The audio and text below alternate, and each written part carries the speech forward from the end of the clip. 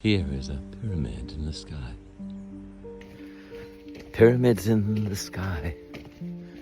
The edges of the horizon lost into the morning mist. There's no rain.